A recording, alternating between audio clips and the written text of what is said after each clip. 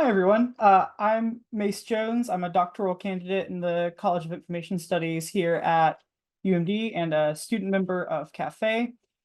Today, we are so excited to welcome Jamie A. Lee, Associate Dean for Faculty Affairs and Associate Professor of Digital Culture, Information, and Society at the School of Information at the University of Arizona. They are a scholar, activist, filmmaker, archivist, and oral historian. Professor Lee founded and directs the Arizona Queer Archives, where they train community members on facilitating oral history interviews and building collections in and with their own communities. With storytelling at the heart of their life's work, Lee also directs the Digital Storytelling and Oral History Lab and co-founded the Critical Archives and Curation Collaborative, the CoLab, through which they collaborate on such storytelling projects as Secrets of the Agave, a climate justice storytelling project, and the Climate Alliance Mapping Project, CAMP. Professor Lee's 2021 book, Producing the Archival Body, engages storytelling to reconsider how archives are defined, understood, deployed, and accessed to produce subjects. Arguing that archives and bodies are mutually constitutive and developing a keen focus on the body and embodiment alongside archival theory, Lee introduces new understandings of archival bodies that interrogate how power circulates in archival contexts in order to build critical understandings of how deeply archives shape the productions of knowledge and human subjectivities. For more on Lee's projects, visit the storytellinglab.io, and I will also share that in the chat. Professor Lee will be speaking on the topic of the ambivalences of the unfixed, and I will turn it over to you. All right, thank you so much for that introduction. And let me share my screen right now here.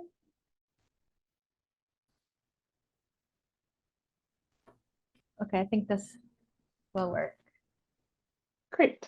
All right, thank you so much. And so thank you all for being here today. And also thanks to Diana Marsh and all of the organizers. And so good to meet everybody, the organizers of the Center for Archival Futures, and also for inviting me to present. And I've named my talk today, The Ambivalences of the Unfixed, to deliberately take you on a nonlinear archival journey from product to process.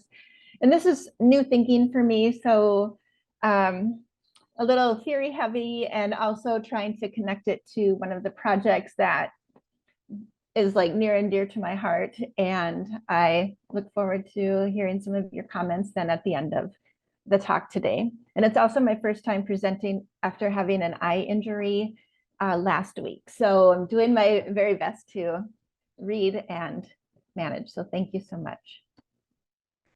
So I start with this poignant quote from Judith Butler to center plural existence, which together we'll attend to over the next 30 minutes.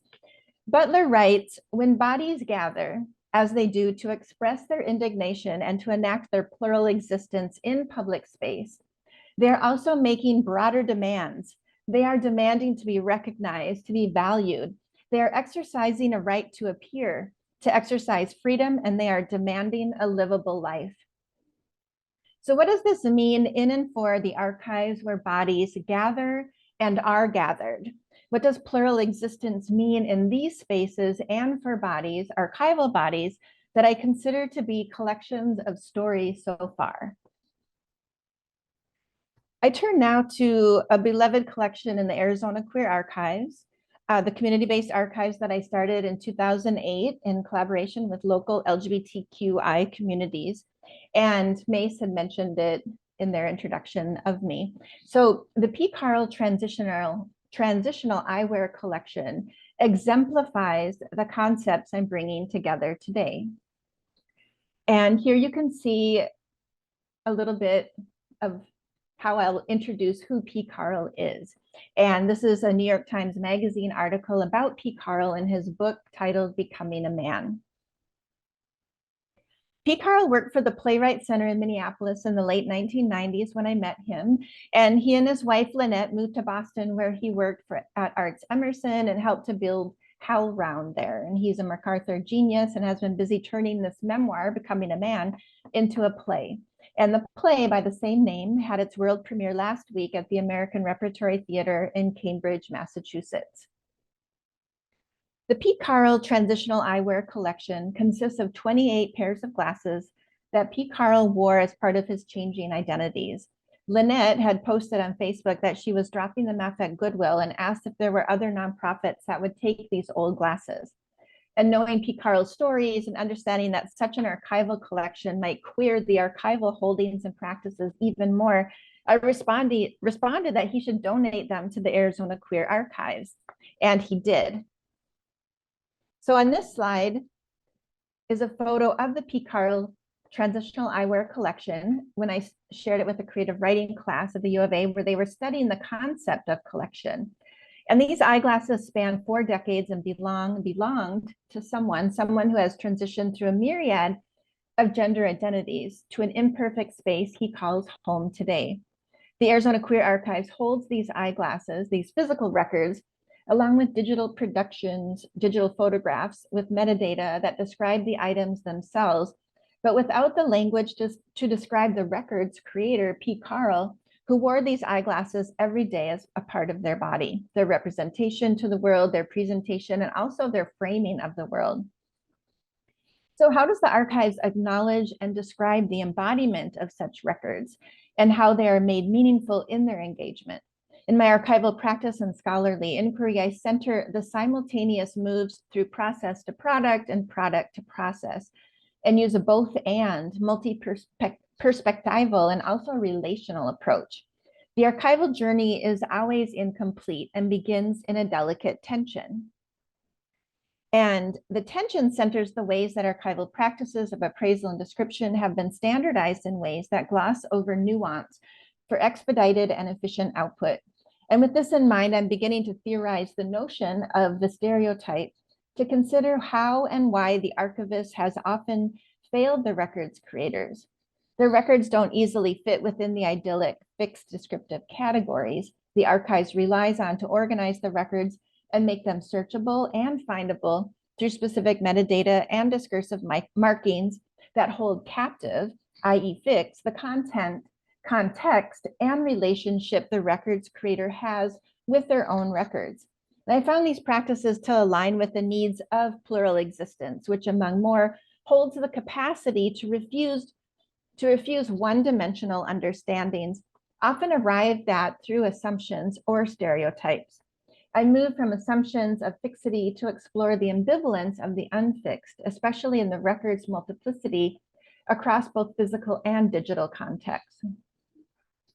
As post-colonial theorist Omi Baba writes, quote, "The stereotype is not a simplification because it is a false representation of a given reality.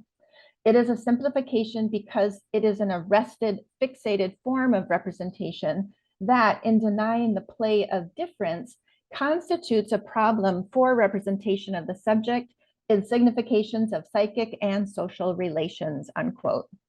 And in her book, The Queen of America Goes to Washington City, Essays on Sex and Citizenship, Lauren Berlant calls on Baba's argument that the stereotype is an essential mental ligament of modern national culture. And she further defines the archive of stereotypical images as the common possession of aesthetic and discursive national objects that work to provide an affective intimacy among citizens. Berlant is concerned with the national stereotype in its hybrid form, a form of feeling, of alienation, and of sociality, while also becoming varying degrees of control between the normative and non-normative subjects, as well as between non-normative, multiply situated subjects themselves, working much like the politics of respectability, which I cover in Producing the Archival Body. So stereotype in the archives works quietly, extending the normativizing power of liberalism through holding and describing materials that tell of a normative life while dismissing or subordinating non-normative materials. So rather than the assumed certainties that stereotypes can inspire and that fixed archival records seemingly confirm, I look to the role of archival ambivalence in making room for the plural existence of complex personhood in the archives. Throughout my talk today, I will center the Pete Carl Transitional Eyewear collection as a distinct, perhaps ideal site for interrogating the paradoxical notion of fixity, to challenge the concept and practice of stereotype through P. Carl's own unbecoming subjectivities. In describing my own archival practices and handling of P. Carl's collection that spans over 4 decades of embodied spectacles, to focus on these 28 pairs of eyeglasses, I consider the shifting subject that comes into view with each new pair of eyeglasses. I draw from Avery Gordon's concept of complex personhood to demonstrate archival understandings of people as living complicated and dynamic lives that cannot be captured and viewed as forever fixed and unchanging. Such a multiple and plural sort of existence means that there are many facets, identities, and parts of record creators that often go ignored or unnoticed. I further theorize complex personhood as a creative tool to address the complicated and complex cultural imaginings, affective experiences, multi-perspectival voices, and animated and embodied objects that trace power's presence in the archives. My talk today is meant as a playful unsettling through the ambivalences that a focus on the unfixed reveals. I turn now to define my key concepts. So here I brought 2 quotes together, and one is P. Carl's from his book, Becoming a Man. And throughout my talk, the other will be from a critical theorist whose work, whose thinking has helped me to navigate my own inquiry here. And I'll take the time to read each of the quotes simply for you to have the opportunity to engage them with your senses, and then I invite you to hold them as I proceed with my presentation. So to begin, P. Carl writes, "An inner self can learn to walk parallel with a constructed self and know and not know it simultaneously." Antonio Gramsci, in Selections from the Prison Notebooks, writes, "The starting point of critical elaboration is the consciousness of what one really is and is knowing thyself as a product of the historical processes to date, which has deposited in you an infinity of traces without leaving an inventory. Therefore, it is imperative at the outset to compile such an inventory." So allow me to return now to the stereotype. Stereotype is an oversimplified and or unfair belief or idea that groups of people have particular characteristics or that all people in a group are the same. So when stereotypes are ingrained in us, they can harm our self-image and how we interact in the world, how we know the world, how we see and how we make meaning in the world. So on my desk at home, I have scholarly books and articles just piled there that define the concept and demonstrate the harm that the processes and practice of stereotyping enacts. And in archival studies, we have what Mark Green and Dennis Meissner had coined more product, less process, or MPLP, which is an archival approach that through minimal processing to arrange and describe archival collections aims to support the efficiency of the archivist. But it does have complicated consequence. Minimal processing often means relying on quick description with an eye that turns away from any sort of nuance. Human brains want, and some might say need, to make quick decisions, so they do this every day and all day. They do it subconsciously and even unconsciously. Human brains make snap judgments based on social context and lived histories. Human brains mark and label things and people and immediately place things and people into categories. And the problem with this then is the understanding that everything in this group or category is somehow the same or similar. Therefore, people make assumptions. And I recall those humorous phrases taught in grade school, like, "Don't assume, it makes an ass out of you and me." And then another phrase directs us to never judge a book by its cover, because you never know what you might discover. So in our line of work in archiving, I ask that you take another look and see what surprises you. So I argue that engaging the framework of complex personhood as a tool to intervene in the simplistic ideas so often rooted in stereotype does require a second and third look. So fixity. P. Carl writes, "I want to be in a perpetual present tense." And Julieta Singh, in her work, No Archive Will Restore You, writes, "An infinite history of traces without an inventory, an endless collection of oneself that is impossible to gather. I had no concrete idea what it meant or what currency it had in my own life, but I knew how it felt. It felt as though the broken thing I was might be restored. And it felt like an embodied idea I would never stop desiring for myself and for the world. In my office at work, I have this archival box holding the 28 pairs of glasses that frame the face of this one person. And next to the box are 6 new to the collection eyeglasses in cases that I received in the mail. And these 2 are to be added into the eyeglass collection. And these are the archival records, the material forms that for so many of us are intimately familiar. If one looks closer at this growing collection, one cannot see the embodiment process of P. Carl, this records creator, as he moved through his becoming and unbecoming. P. Carl did not produce these records per se, but created the collection by looking and living through them as embodied and meaningful. And I think about the archives through the senses. And when I handle the eyeglass collection, I touch and feel the glasses, I put them on, I engage the visual, and I imagine P. Carl wearing them and connect to his inward and outward changing perspectives. I turn to what I write about in producing the archival body as the kaleidoscopic framework of the body, to argue that when we understand the body as kaleidoscopic, we can shift focus to the body's multifaceted dimensions made up of complex patterns and unique mixes of parts. And in the turning, there are resemblances, but no precise repetition. In the kaleidoscope, we are not guaranteed to see the same pattern twice. The creative and critical reflections and the refractions make the body unsettled and unsettling. And through the kaleidoscopic framework of the body, archivists must engage dynamic vision and call on their imagination in the task of reconnecting to the past. And this work requires an alternative form of accountability and accuracy that resides in the transversal nature of the embodied archives and the affects they engender. Feelings are what hold you in place. Affect is what moves you. I liken the kaleidoscopic framework to what Jasbir Puar in her book Terrorist Assemblages, Homonationalism in Queer Times discusses as the snapshot, a fixed moment that is also fleeting, fixing the otherwise fleeting, seemingly static, momentary, and never to be returned to again. And such thinking demonstrates the becoming time, stories, peoples, and archives that are nimble and fluid. And I'm interested in pluralisms of temporality too, and how descriptive practices might open up to such unsettling and negotiating, fleeting and fixing possibilities.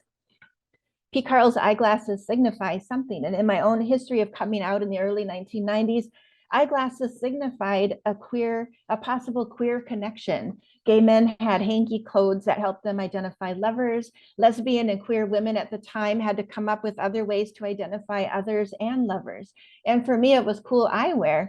And if we were living out the stereotype of the time, love matches might have been centered on sensible shoes. I'm sure we've seen that in films. And so there's a stereotype that fixes us within a limited realm of possibilities and impossibilities.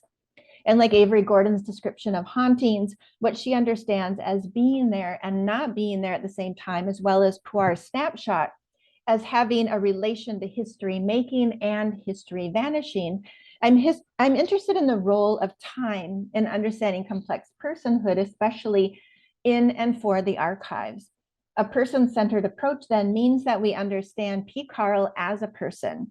When I first met him in the late 1990s in Minneapolis, he identified as a butch lesbian. Years later, over time, and with the introduction of social media, I followed him as he made his way through the multiple identities to the he that he is today. Now on to ambivalence. P. Carl writes, doubling is a survival tactic. It is knowing that you are a self both separate from your gender and your skin color and your country of origin, and that you are always seen in the context of the histories that come with these descriptors. Avery Gordon writes, practical considerations include censorship, exile, and the threat of becoming the very thing you are writing about, that is, disappeared. I return to the title of the talk, The Ambivalences of the Unfixed, to define ambivalent. And I understand it as having mixed feelings or contradictory ideas about something or someone. And as an archival studies scholar and archivist, I embody archival ambivalence. I'm conflicted about what I've been taught to do and what I want to do and what the records and their creators call me to do. So why conflicted? The archives, as I see it, they're paradoxical. Archival aims to structure fixed and captured, and ideas of fixed and fixing being related to the broken and needing to be fixed. And in my scholarship, I think about postmodernism, the shattering of identity, and the modern dominant narrative. And I ask, what comes next for archives? What does unfixing and unsettling do for the archives? More ambivalence, or seemingly a way to settle into the unsettled and unsettling mess of the archives? So these are some questions that I ponder. And complex personhood. P. Carl writes, I'm a work in progress, always doubling as different selves in different spaces, still learning how to navigate the multiple truths this body inhabits. And again, Julieta Singh writes, the body archive is an attunement, a hopeful gathering, an act of love against the foreclosures of reason. It is a way of knowing the body self as a becoming and unbecoming thing, of scrambling time and matter, of turning toward rather against oneself. So coined by Avery Gordon in her book, Ghostly Matters, Haunting and the Sociological Imagination, complex personhood comprises the various realities, contradictions, and possibilities that every person who has ever attempted to define themselves and their identity has faced. The term is applicable to anybody and everybody, and as an abstract concept, it can be used as a tool to help better understand and validate or authorize the nuances and contradictions across identities in relation to social structures and human, non-human interaction. So according to Avery Gordon, complex personhood means that all people remember and forget. All people are beset by contradiction and recognize and misrecognize themselves and others. Complex personhood means that people suffer graciously and selfishly too, and get stuck in the symptoms of their troubles and also transform themselves. Complex personhood means even those called other are never that. Complex personhood means that the stories people tell about themselves, about their troubles, about their social worlds, and about their society's problems are entangled and weave between what is immediately available as a story and what their imaginations are reaching toward. At the very least, complex personhood is about conferring the respect on others that comes from presuming that life and people's lives are simultaneously straightforward and full of enormously subtle meaning, unquote. So complex personhood is a term which aims to describe the fluidity and ever-changing properties of the multidimensional identities every person has. It's a term which effectively captures the intricacies of humans by acknowledging that there is more to each person than what is evident on the surface. With this in mind, complex personhood resists stereotypes. Breaking the concept down further, even personhood itself is expansive enough to be necessarily open to the infinite temporality of people's identities. Personhood is not situated in limited temporality, like, for example, childhood and adulthood. Personhood provides a pathway to understand that no singular identity among a person's multiple and intersecting identities fits nicely into a definable closed box or standardized archival description. Because people are complex, they naturally and perpetually defy the unnatural and oversimplified assumptions that stereotypical identities try to impose on them, assumptions which don't allow or expect any deviations from the societally imposed norms associated with certain identities. Complex personhood is the idea that people are shaped by multiple histories and personal agency, which is affected by the interaction of their multiple histories. It makes room for the ambiguities of our being. Thus, the way in which people describe and tell stories about their lives and society at large is entangled in past personal history, experience, imagination, and cultural tales. Gordon is suggesting that our lives are not as straightforward and congruent as they seem to ourselves and to others observing our lives. So I turn now to community and community-based archives, where multiply situated peoples are most often records creators with power over their own records and collections. Here, P. Carl writes, I was a lesbian lover once, and now I am a husband. What to do with this history of loving the same woman for 20 years when both bodies worship the ground she walks on? Julieta Singh writes, but archive has more expansive meanings too, which can signal a body of literature, as in the literature of a group of politically motivated writers in South Asia between the 1930s and 1960s, or a series of monuments or a collection of images. In other words, archive in graduate school simply means that you are studying and calling what you study an archive, which gives it heft, grants it the status of an intellectual pursuit. Your archive is an expected declaration, a pronouncement that makes manifest your worth and belonging in the great halls of higher learning. The archive, it must be noted, is also an enabling fiction. It is the thing you say you are doing well before you are actually doing it, and well before you understand what the stakes are of gathering and interpreting it. So those who work in community archives, we believe that we are archiving differently, whether it's filling gaps to build the historical memory of non-dominant and marginalized peoples, or proactively establishing a distinct archival project that centers community histories, lived and living, or something more. And according to Sarah Welland and Amanda Cossum in their comprehensive 2019 analysis of community archives are considered to play many roles in and for communities. They write, and you can see on the screen with the many citations recognizing the scholars and practitioners who are inquiring into the power of community archives. Community archives have been variously defined as unique, non-public, DIY institutions, free from outside influence, documenting and recording the lives of those hidden or marginal, projects, places of political activism and storytelling, constituting community through its definitions of histories, memories, membership, and boundaries, places that have self-conscious sense of curation and preserve the cultural impact of an intentional community. Community archives can also be seen as small, local, independent, and oftentimes idiosyncratic.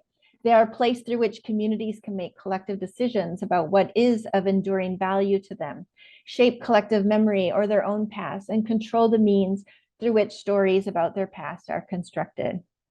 So how might we consider archives in more expansive ways through relational understandings? How would the institutional archive attend to P. Carl's eyeglasses collection? Depends on the archive. It's not a paper-based collection, so which archives will collect and preserve these 3D materials? And are they unique enough to be valuable for the institution? How might archives then attend to their affective value? Are community archives the spaces for such records?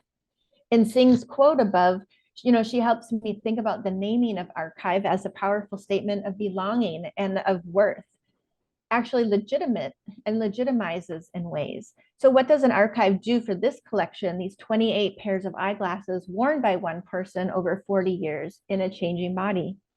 For me, community and community-based archives are exciting places to work and play in. And in my ongoing research, I'm interested in the affective value, the enduring and endearing value of records. P. Carl's collection tells a moving story with each individual pair of glasses, and then also the entire collection. So I draw on Jennifer Douglas's work on more honest description, and also Wendy Duff and Vern Harris's work on description through stories.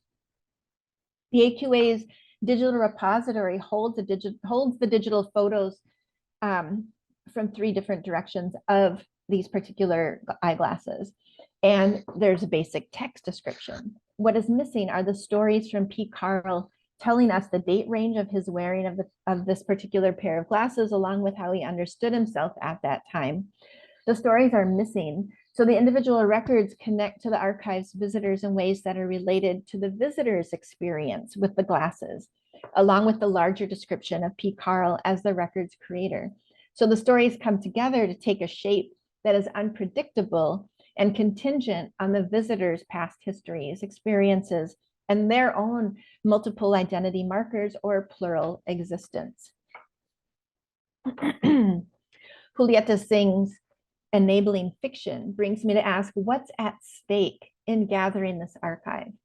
I consider P. Carl and his eyeglass collection, and what is at stake for him? What's at risk or what's in question?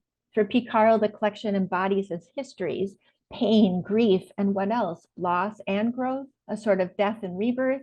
In his book, he recounts being a woman. The eyeglasses become the physical evidence of this, though we don't have photos of P. Carl wearing the glasses. Perhaps the AQA should ask for photos of him wearing the glasses to then connect more directly. And how does evidence work in a sort of disjointed and disembodied way? If not on P. Carl's face, what is their significance? As a collection, they tell a story. Individually, they may not. They may only be a snapshot of a certain right now. P. Carl writes, I learned quickly that it's okay to theorize about bodies, but altering a body's sex is perhaps the greatest disruption to the social order that makes up friendship, work, and love. Kuliata Singh says, just as our archival chase seems to reproduce a structure of knowledge over and over and over again. So I'm theorizing complex personhood as a creative tool to address the complicated and complex cultural imaginings, affective experiences, and animated and embodied objects that trace Prower's presence in the archives. And I aim for archival practices to be something dynamic that would reflect the temporal fixations and temporal undoings alongside the relational and contextual power of one collection's records to tell of complex and multiply situated subjectivities.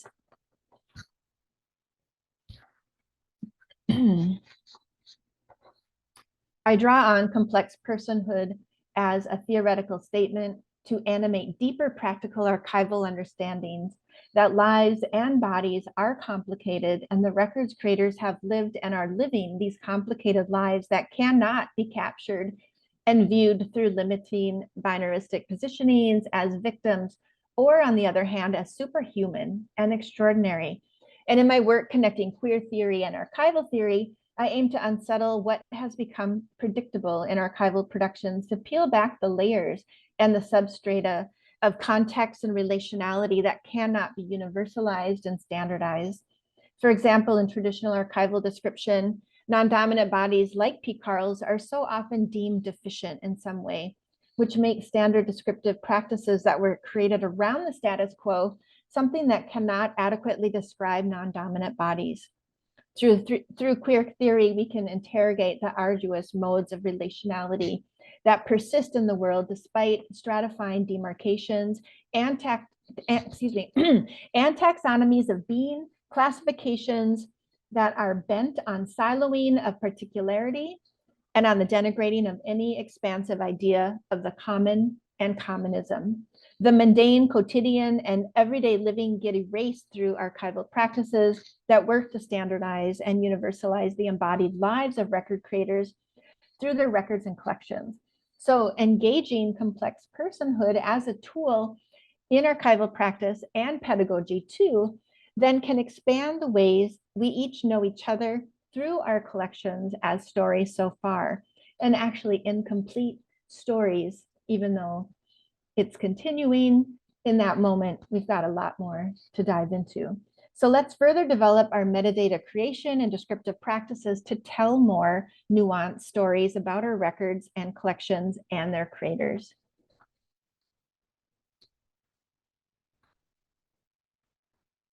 So one other thing in the book that P. Carl says is, when I think about going home, I know I am already dead.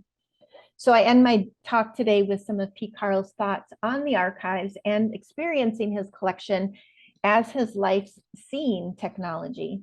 And when I asked P. Carl what he thought about his eyeglasses being in a community archives, he responded, I love that my eyeglasses are in a community archive. I would have given them to Goodwill or something, and yet when I see them together in an archive, it makes me see my own story more clearly. I tried so hard to find the exact right pair of glasses to go with exactly the right haircut that would somehow convey to people that I was a man, or at least not a woman. And fashion more generally became an obsession. I feel like I could retire now if I hadn't spent so much money trying to show the world who I was. I was a full-time costume designer for myself, and I think this is something a lot of queer people can relate to. And there's something particularly symbolic about glasses. I can see you, but can you see me? I also wonder what stories people imagine when they see the collection. Who do they see behind those frames without a face? He says. So this eyeglass collection is a circulating collection. And as I mentioned earlier, I've shared it with creative writing class, in which the graduate students studied storytelling in and through collections and what they each designed as curios cabinets. They're often presented at fairs where the AQA has a table or booth, and participants are in awe of the collection and then ask themselves what they are perhaps inadvertently holding onto that reflects their own lives. It also invites them to imagine who they have been and become over time. With the name Transitional Eyewear, the collection demonstrates the temporal understandings that are required in archives to be flexible and dynamic so that they can adequately work with non-dominant communities to hold their lived and living histories.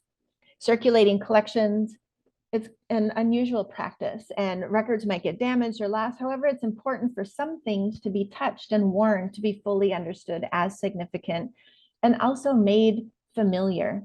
So this collection is also an open collection that keeps growing as P. Carl grows older and gets new eyeglasses.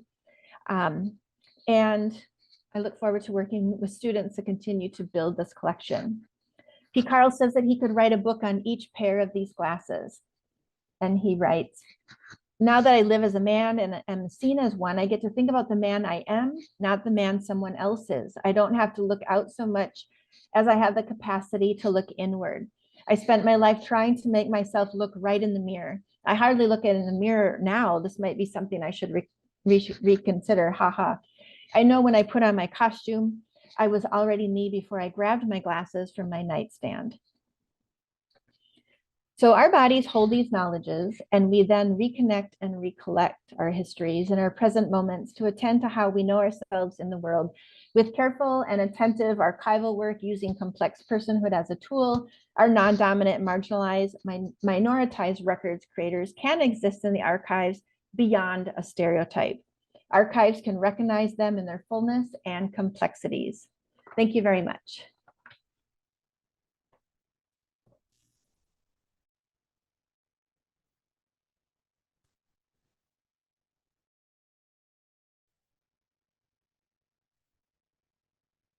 Well, thank you so, so much, Jamie. It's so lovely hearing your talk and thinking about these ways that we can view complex personhood as it intersects with our work in archives. Let me see. I'd love to invite anyone who has a question to go ahead and come off mute and talk to Jamie, our speaker.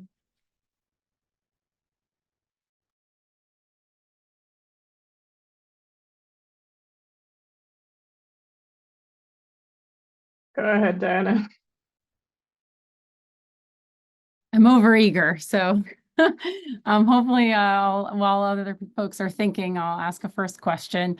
So thank you so much for this talk. And I was just yesterday reading this beautiful thesis from my friend and colleague, Selena Ortega-Chalero, who's writing about this idea of convergence in community kind of heritage centers. And so obviously she's writing about it from an Indigenous perspective and sort of looking at how these the exact kind of sort of like categories and this like sort of siloing that happens in through these kind of Western frameworks, like just fundamentally doesn't work in these like kind of community-based spaces.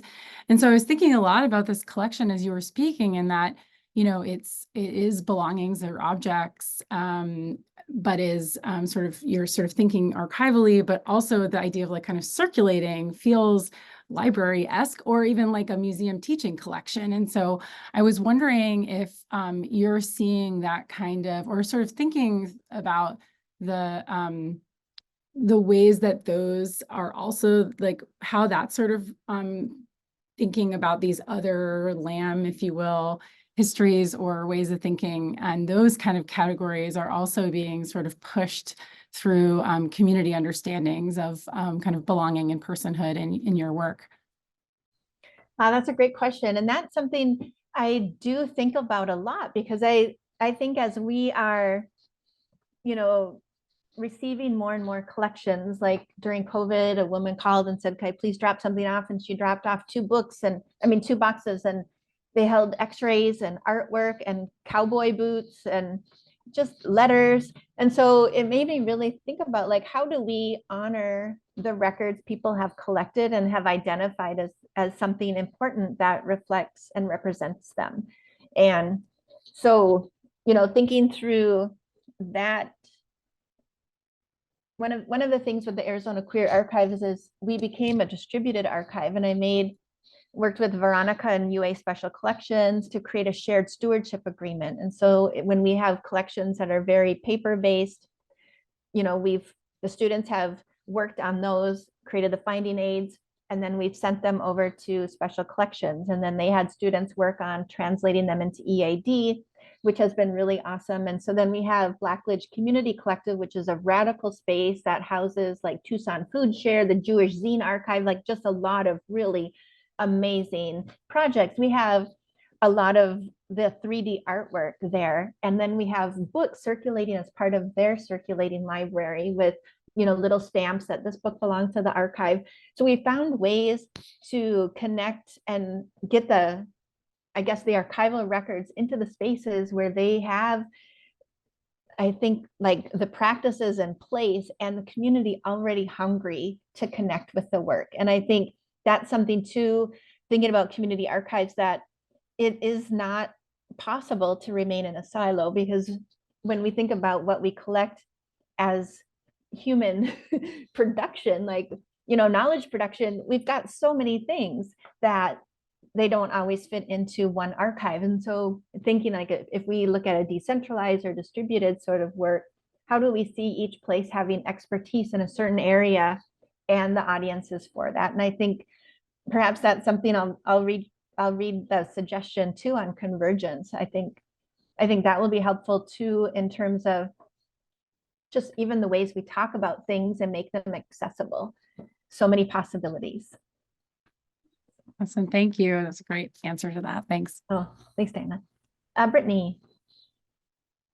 Thank you so much for your talk. I have a question, and it is, have you thought about how archivists can engage with the complex personhood of creators who have died or who may be unknown? Because, you know, we run into this a lot in archives where the creator has passed, we might know who it is, we might not.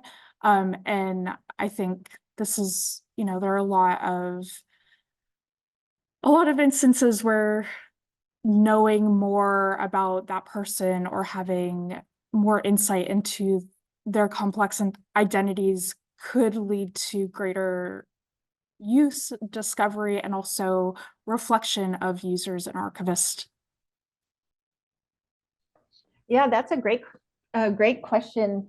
And, you know, thinking too, if, you know, you're coming from a community archive where you have a group of, you know, archivists working together, or even institutionally, like, I think each organization could think like, what could complex personhood do in this setting? And so thinking too, as we often, when we're training people, we've got like a printout, here's the process on how to process.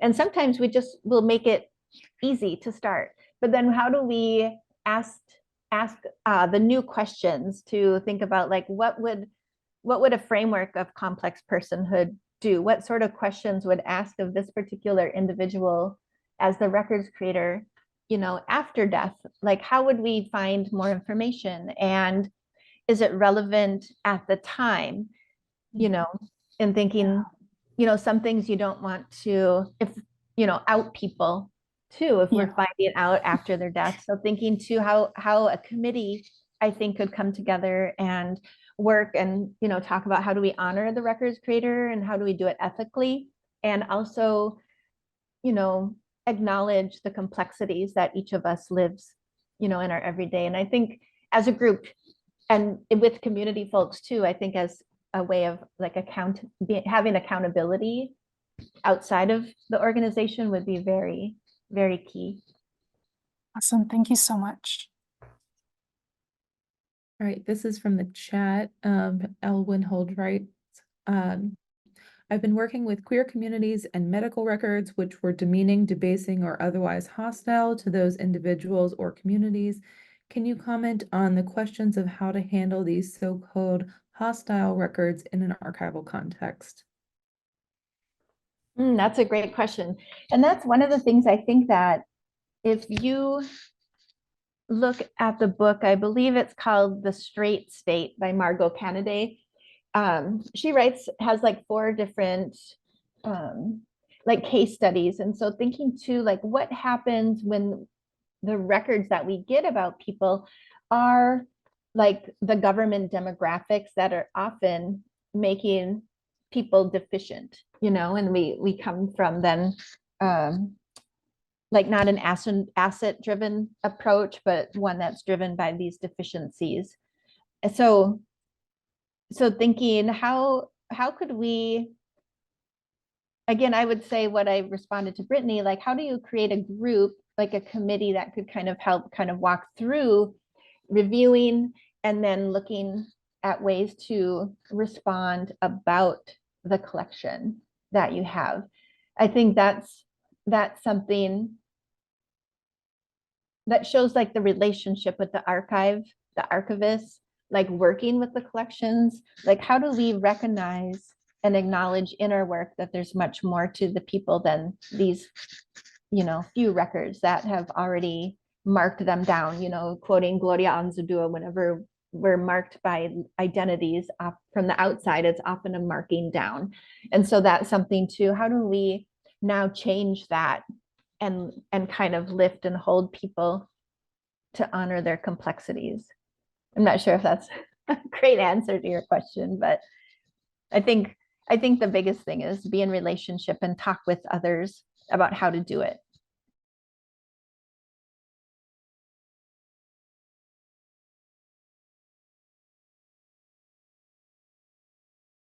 I have a question if I'm not jumping in on anybody else. So I was thinking a little bit about communities, different religious communities that use relics as a part of the religious practice that connect sort of a broader distributed community to perhaps like the body of a specific saint, and also communities to each other through sort of distributed pieces of a given body. And I was wondering, there's sort of the idea that like some of these collections may go out and maybe not all come back, but is that okay? Would it be okay if some of these pieces that might embody the complex personhood like splintered off and became like a touchstone or a sort of a relic type of piece for somebody who found that valuable? Oh, that's another good question. And that's something I think when we question when things are circulating, what sort of risk is that for the archive? And one of the things that I'm more like the archivist that's like, okay, I guess if that went away, then it must be meaningful to somebody.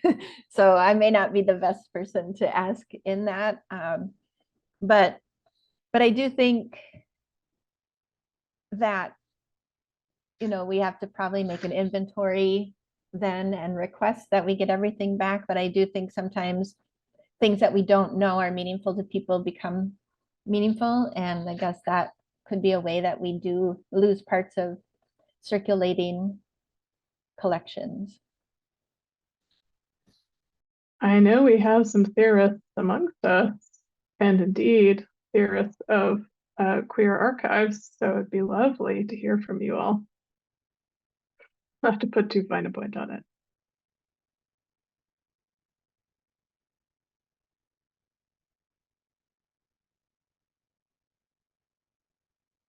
Okay, can you hear me all right? Yep. Okay, well, thank you so much for your talk, Jamie. It's been fantastic. I've been trying to think a lot about embodiment in archives and descriptive practices, especially towards like reparative or even like revolutionary practice and different research methodologies. And I definitely vibed with the scholars that you recommended regarding Singh's work and I guess archives as validating research. I find very interesting. But I was kind of echoing Brittany's question and another question that was in chat, and thinking about scholars Dylan Robinson in Hungry Listening, kind of like coming out of ethnomusicology work, as well as Orality by Anna Ochoa. So like you've got the listening to the dead and kind of honoring. You've already answered these questions, but I'm just thinking more about these sorts of spaces for like multiple temporalities and what that can mean for an archival setting. And I think you've already kind of articulated the method of forming committees, resigning oneself to engage in certain risk assessment, which I know is also a very loaded term when talking to like queer communities, right? It's like when people are defined by risk classifications. So I'm just wondering if you could talk a little bit more about these matters. Yeah, thanks. Thank you. Well, one of the things I'd also like to suggest is when we think about like accountability, how do we do that in a self-reflexive way too? And if we're doing oral history, how do we not just do member checking, but also create a moment for a return? If someone is like, oh, I need to do one more oral history, like how do we continue to grow someone's storytelling, the needs to tell more stories about themselves? And that's one of the things we did with the Arizona Queer Archive, and always keeping it open for people to return. And so then that offers I think the storytelling and a more complex viewpoint about the storytellers themselves, and they're able to like return to their own story and then talk about what has changed since then, how have they grown, what does it mean for people to be accessing their oral histories, because I think they have heard in the community like, oh, your story helped change my life. Excuse me. So it's been a really interesting thing is that return. So sorry.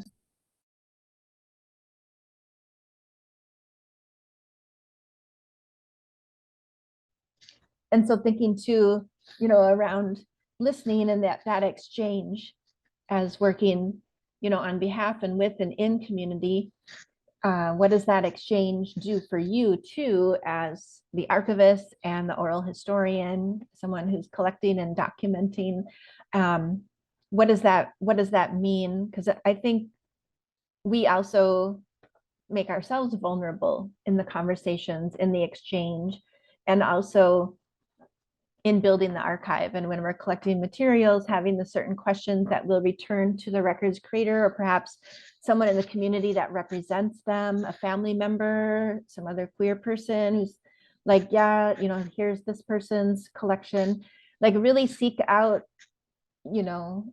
responsive input on how to do it, how they would believe it can be helpful to organize a collection, make it accessible, circulate it or not. And I just think the biggest thing that we can do is be open and flexible in our own practice, and I think help guide our collaborators to also be the same.